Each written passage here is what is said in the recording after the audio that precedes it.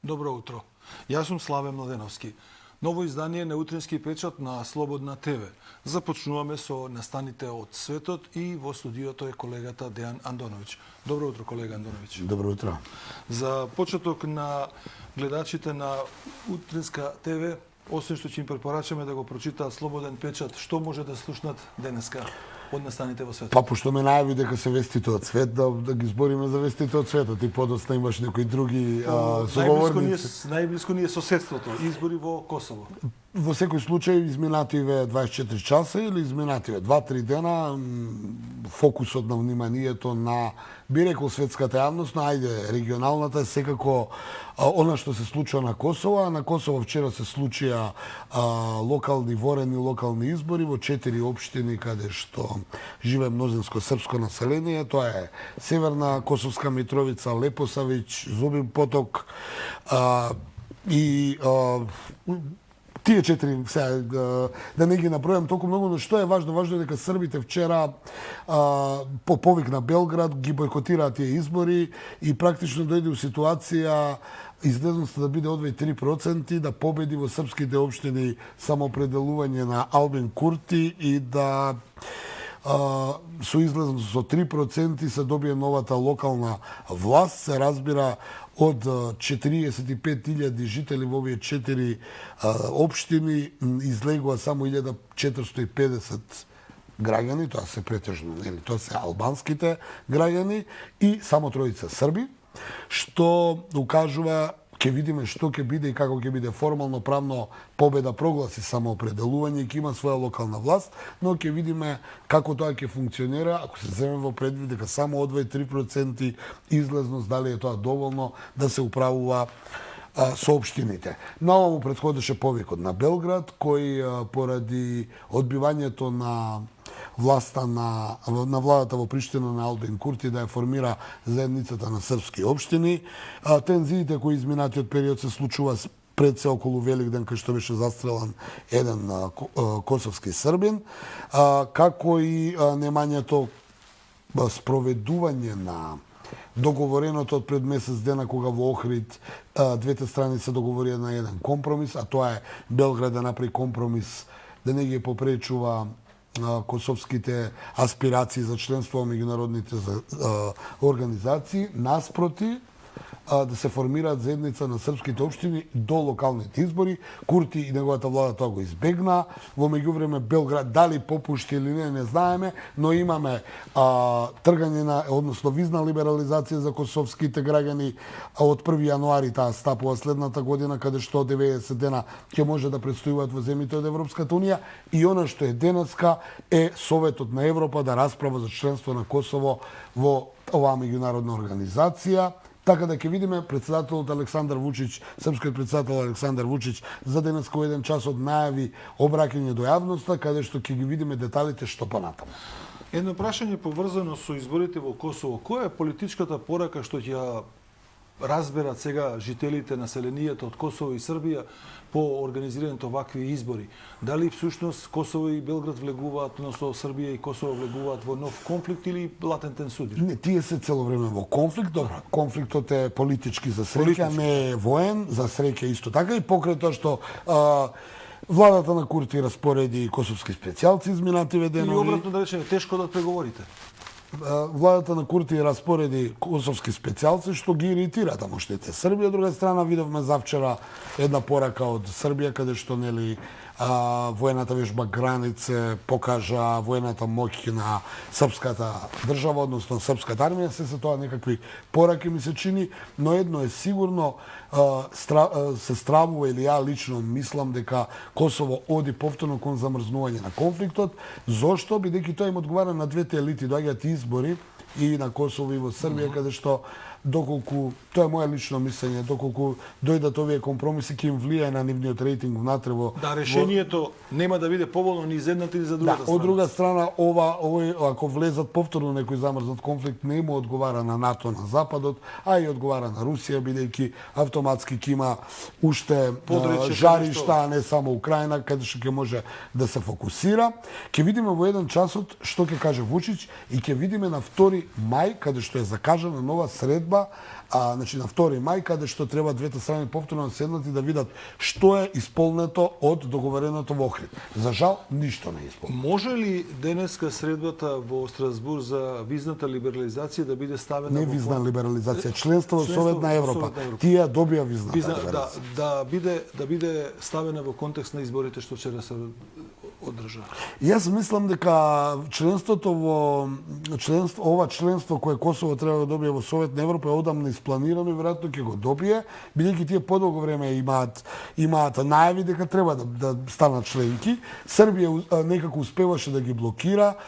Соединетите американски држави пред 2 недели и се заканија на Приштина дека ќе блокираат за влез во членство во Советот на Европа, доколку Косово не го исполни формирањето на заедницата на српски општини, но еве Косово тоа не го направи, а овие денеска расправа дали нема координација помеѓу Европска унија и Брисел и САД, Вашингтон. дали ова уште еден штос кој е политички, јас лично не можам да го протолкувам, дали може би ќе се чека онаа најава и би рекол предупредување од Вашингтон и американскиот председател Кристофер Хил кој ги укори косовските власти, од кој бара на 2 мај да излезат со конкретен предлог како ќе формираат заедницата на српски општини, ќе видиме.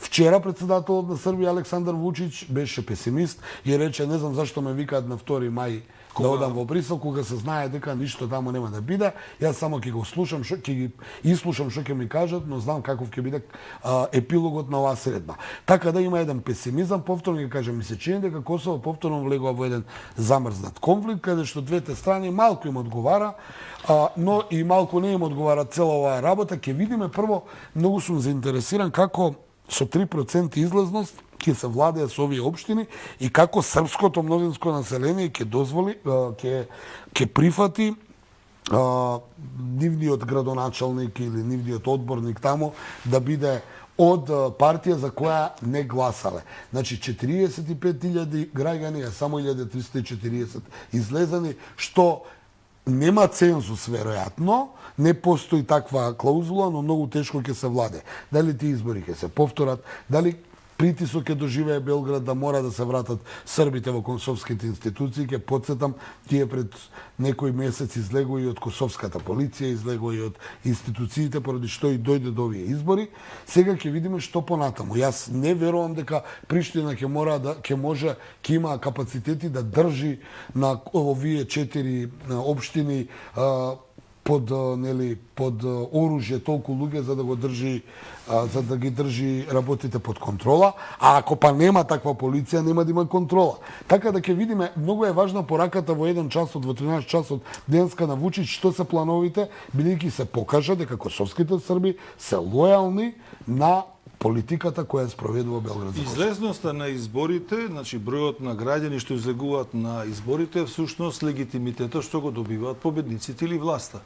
Ако на овие избори нема висок процент на излезност според законите, автоматски е спор на легитимноста. Затоа велам, не знам, знаеш како, некогаш цензусот не е доволен, па се прават нови избори. Некогаш цензусот е доволен, па сега толку е колку е. Јас не можам тоа да го коментирам, бидејќи не знам како им се. Едно е сигурно, според уставот излезе американската амбасада во Косово, рече дека изборите вчера беа спроведени според косовскиот устав и законите. Она што може да се каже дека е окей е тоа што беше мирно. Јас стравував дека можеби ќе има некакви тензии, немаше за среќа. Значи поминемо мирно, србите бойкотира, се покажаа дека се лојални, покажаа дека не признаваат оваков тип на уцени, како што самите рекоа од страна на Приштина и меѓународната заедница.